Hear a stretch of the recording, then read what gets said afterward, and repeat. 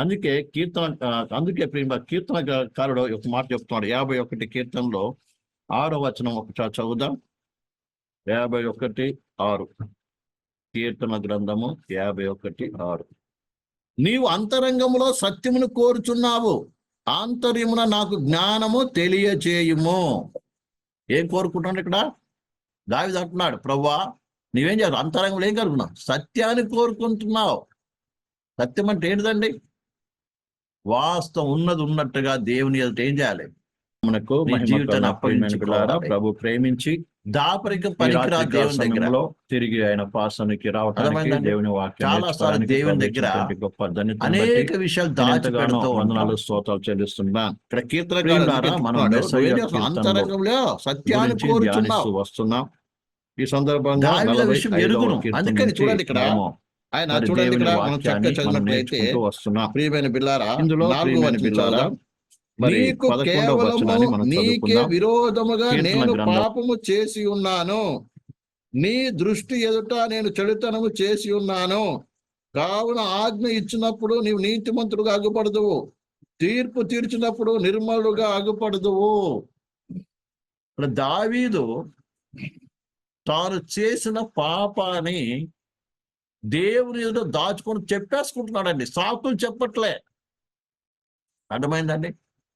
చాలాసార్లు మనం పాపం చేస్తాం, అనేకసార్లు తప్పిపోతూ ఉంటాం. తప్పిపోయినప్పుడు దేవుని దగ్గరికి వచ్చి, ప్రభువా నేను ఫలానా విషయంలో తప్పిపోయాను, ఫలానా విషయం నేను దోషినయ్యాను, ఇది కేవలం నీ దృష్టికి నేను చేసేది పాపము అని ఏం చేయాలి? మనము ఒప్పుకోవాలి. అలా కాకుండా ఏం చేస్తామంటే, ఆయన చేయడం బట్టి ఇలా అయింది, ఈయన చేయడం బట్టి ఇలా అయింది,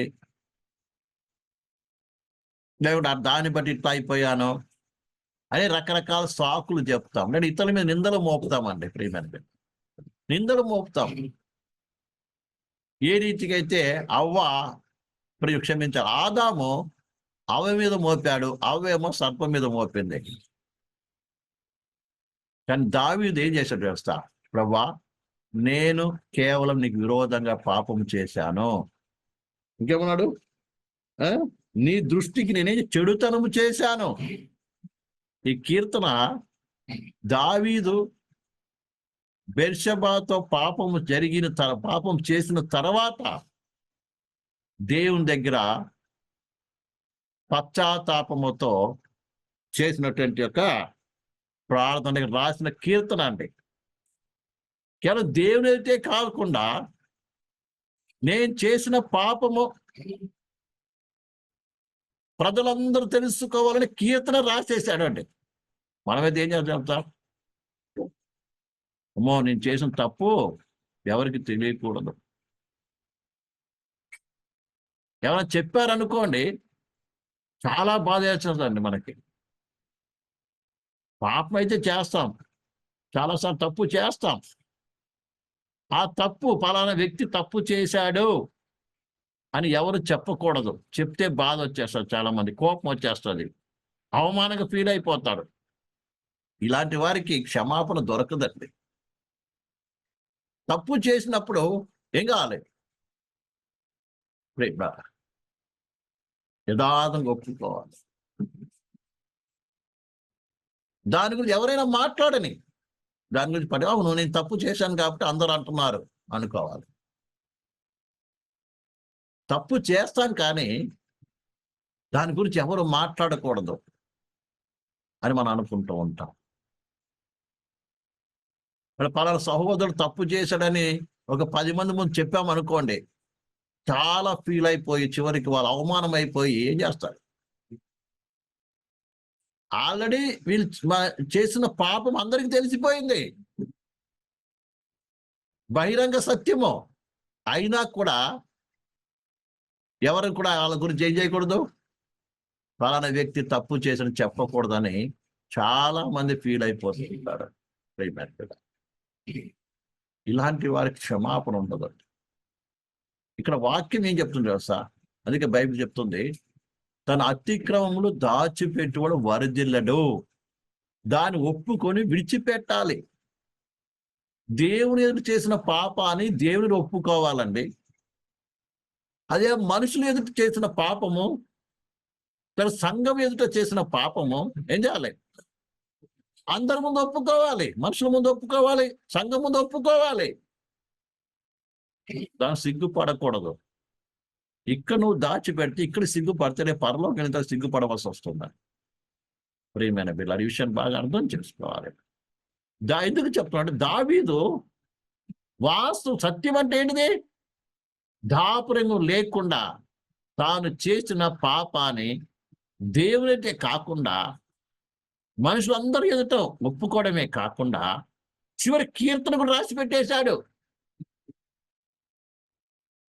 అవును, నేను చేసిన తప్పే. ఇదండి పశ్చాత్తాపం అంటే, ఇది సత్యం అంటే, అంతరంగ సత్యం అంటే. మనం చాలా విషయం దాచిపెట్టుకుంటాము. ఇది తెలిస్తే అందరూ ఏమనుకుంటారో. తప్పైతే చేస్తాం, పాపం అయితే చేస్తారు. అది వ్యక్తిగతంగా దేని విరోధంగా కావచ్చు, కుటుంబంలో కావచ్చు, సమాజంలో కావచ్చు, అలాగే దేవుని సంఘానికి విరుద్ధంగా కావచ్చు. ఏ స్థాయిలో నీ పాపము ఉందో ఆ స్థాయిలో ఏం ఒప్పుకోవాలి. అదే సత్యం అండి. అలాగే అర్థం కావాలని. అప్పుడు నీకు ఫీలింగ్ ఉండదు, ఎవరు చెప్పుకున్న ఫీలింగ్ ఉండదు. అవును, నేను చేశాను కాబట్టి అనుకుంటున్నారంట. చాలా మంది అలా ఇష్టపడరు, దాచిపెట్టుకుంటారు. అందరికి తెలుస్తుంది, కానీ ఎవరు మాత్రం వీళ్ళ గురించి చెప్పకూడదు. ఇంకో చోట బైబిల్ రాయబడింది, ఆయన గురించి పాటలు పాడారంట. దావీదు చేసిన పాపాన్ని ఏం చేశారు? పాటలు పాడారంట. ఆయన బాధపడలేదు. అదే ఇక్కడ అంటున్నాడు, అంతరంగంలో ఏం కూడా సత్యాన్ని కోరుచున్నాడు. సత్యం అనేది దాపరికం ఉండకూడదండి. నీ పాపాన్ని దాచిపెట్టుకోకూడదు. నీకు దేవుని దుర్విరోధంగా ఉన్నటువంటి పాపాన్ని ఏం చేయాలి? దేవుని ఒప్పుకోవాలి. ఎందుకంటే ఆయన హృదయ రాశి ఎరిగిన వాడు. ప్రియమైన సహోదరి సహోదరు, అందుకని ఆయనతో అన్నాడు, యథార్థంగా ఉన్నది అంతా చేసినంతా ఒప్పుకున్నాడు. తన హృదయంలో ఏమి దాచిపెట్టుకోలేదు. సత్యం అంటే ఏంటంటే వాస్తవం అన్నమాట. ఉన్నది ఉన్నట్టు కనబడటం. అర్థమైందా? అందుకనే దేవుని పిల్లలు ఏం చేయాలి? అలా పాపం ఉన్నప్పుడు, తప్పు చేసినప్పుడు దాన్ని ఏం చేయాలి? ఒప్పుకోవాలి. దేవుని ఎదురు చేస్తే దేవుని ఒప్పుకోవాలి. మనుషులందరూ ఎదురు చేస్తే మనుషులు ఎదురు ఒప్పుకోవాలి. సంఘం ఎదురు చేసినప్పుడు, సమాజం చేసినప్పుడు సమాజంలో ఏం చేయాలి? ఒప్పుకోవాలి. దాని గురించి ఎవరైనా మాట్లాడినా దాని గురించి పట్టుకొని వీయలేదు. ఎందుకంటే నువ్వు దేవుని దృష్టిలో నిర్దోషిగా ఎంచబడ్డావు. నువ్వు చేసింది చెప్తున్నారు కదా. ఉదాహరణ, నువ్వు పరిగెత్తావు, కింద పడ్డావు, అదే తలకాయ పగిలింది. ప్రేమ కదా. అయితే ఆ మచ్చ ఎప్పటికీ ఉంటుంది. అర్థమైందని? నాకు కూడా తలకాయలో ఒక ఉంటుంది మచ్చ, అంటే పెద్ద గాయమైన మచ్చ కనబడుతుంది. తను దాచిపెట్టే ప్రయత్నం లేదు. ఎవరిని అడిగారు అనుకోండి, చెప్తాను. నేను ఒకరోజు ఏం చేశాను, రోడ్డు మీద వెళ్తున్నప్పుడు యాక్సిడెంట్ అయ్యింది, కింద పడ్డాం, తలకాయ దెబ్బ తాకింది, తలకాయ పగిలింది. ఏం కాదు, ఏదైనా సరే. ఈ విషయాన్ని బాగా మనం అర్థం చేసుకోవాలి. అందుకే అంటున్నాడు, అంతరంగంలోనే సత్యాన్ని కోరుచున్నావు అంటే దావీదు ప్రేమారా ఏ మాత్రం తను చేసినటువంటి పాపాన్ని దాచిపెట్టుకోకుండా దాని చేసిన యథార్థంగా ఒప్పుకున్నాడు. నాతాను ప్రవక్త బయలుపరిచి ఆయన ఒప్పుకున్నాడు, దేవుని ఒప్పుకున్నాడు. అదే కాకుండా కీర్తన కూడా రాసి పెట్టేశాడు. ఇప్పుడు కూడా ఈ దినం కూడా ఆయన గురించి ఏం చేసి చెప్పుకుంటూ ఉన్నాం. ప్రేమ ఆయనకు తెలీదా? నేను రాసిన కీర్తన భూమి ఉన్నంత కాలము, పరిశుద్ధ గ్రంథం భూమి ఉన్నంత కాలము కూడా ఈ కీర్తన చదువుతారు, ఇజ్రాయెల్ ప్రజలు పాడుకుంటారు. ఇజ్రాయెల్ ప్రజలే కాదు, ప్రపంచంలో పాడుకోవడానికి తెలీదా? రాసిపెట్టి, అవును నేను ఇలాంటి వాడిని, అదే దేవుడు కోరుకుంటున్నది. అందుకే దావీదు దేవుని హృదయానుసారుడని. దేవునికి ఏది ఇష్టమో దాన్ని చేసే వ్యక్తి దావీదు. తనకిష్టమైంది కానీ, మనుషులకు ఇష్టమైంది కానీ ఎన్నడూ చేసేవాడు కాదు. అలాంటి జీవితం నీకు కావాలని కోరుకున్నాను. అలాంటి యొక్క మనస్సు, అలాంటి అంతరంగ సౌందర్యము నీకు అవసరమని, లేదా మనకు అవసరమని, దేవుని సంఘానికి అవసరమని, దేవుడు నిలబడిపోయే పెళ్లి కుమార్తెకు అవసరమని దేవుడేం చేస్తున్నాడు? కోరుకుంటున్నాడు, ఆశపడుతున్నాడు. ఈ విషయాన్ని మనం బాగా అర్థం చేసుకోవాలని. ప్రియమైనటువంటి దేవుని బిడ్డలారా, బాగా గ్రహించాలి. దేవుడు చూసేది బాహ్య సౌందర్యం కాదు, ఆయన చూసే అంతరంగ స్వభావం. దావీదును కూడా ఏం చేయాలి? లోపల అంతరంగ స్వభావం చూశాడు. ఇక్కడ కూడా చూసినప్పుడు ప్రియుల ద్వారా అంతరంగ స్వభావము అది అక్షయమైనదని, అది దేవుని దృష్టిలో ఒక విలువైందని ఏం చేస్తున్నాడు? దేవుడు ఇష్టపడుతున్నాడు. అలాంటిది దేవుని నిలబడితే మనము కూడా ధరించుకొని సిద్ధపడతాం. ప్రభు ఈ వాక్యము దీవించిన గాక. అందరూ మోకరిద్దాం, కన్ను మూసుకుందాం. Hallelujah, praise the Lord. స్తోత్రం, స్తోత్రం, స్తోత్రం. Hallelujah. Thank you Lord, thank you Lord, thank you Lord, thank you Lord. యేసయ్యా స్తోత్రం. పరిశుద్ధుడా స్తోత్రం. మా రాజా, మా ప్రభువా, నీవు కోరుకుంటున్నటువంటి సౌందర్యం అయ్యా మాలో కలుగునట్లుగా కృప చూపించుతాను. నీ దృష్టికి ఏది విలువైందో, ఏది అక్షయమైనదో నీవు ప్రభా మాకు తెలియపరుస్తున్నందుకు స్తోత్రాలు నాయన. హల్లెలూయా, ప్రైజ్ ది లార్డ్.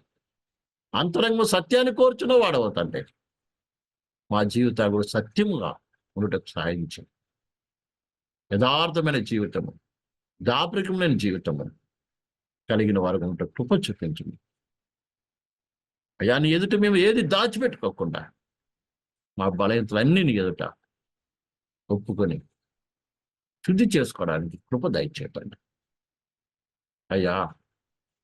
ఈ రాత్రి వాక్యమైన మేము నిజముగా నీవు కోరుకున్న సౌందర్యము సంతరించుకొని నీ ఎదుట మేము నిలబడటానికి ఆయుక్తపరచమని ఈ రాత్రి కాల సమయంలో నీ వాక్యమైన ప్రతి యవనస్తులను, ప్రతి నీ బిడ్డలను, అలాగే ఆన్లైన్లో వినబోతున్న బిడ్డలందరినీ కూడా ఆయుక్తపరచమని నీ నామం గొప్ప చేసుకోమని అనిపై నాకు ఇచ్చిన గొప్ప సమయంలో వందనాలు ప్రతి మీరు దీవించి పంపించాలని ఈ రాకుటుంబం మీరు నిలబడేటువంటి సౌందర్యము కలిగిన వారు ఉండటానికి కృప అనుగ్రహించండి.